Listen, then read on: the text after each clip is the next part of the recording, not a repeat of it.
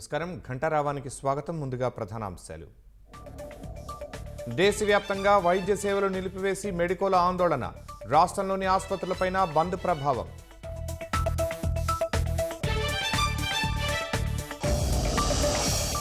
నేడు ప్రధాని మోదీతో సీఎం చంద్రబాబు సమావేశం. పోలవరం, రాజధానిపై చర్చించే అవకాశం.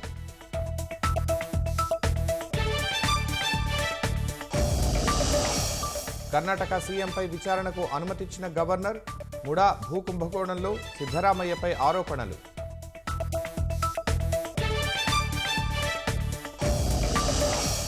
వినేష్ ఫోగాట్కు ఢిల్లీ విమానాశ్రయంలో ఘన స్వాగతం.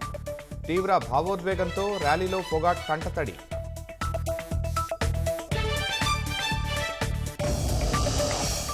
రష్యాలోని కీలక వంతెన ధ్వంసం చేసిన ఉక్రెయిన్.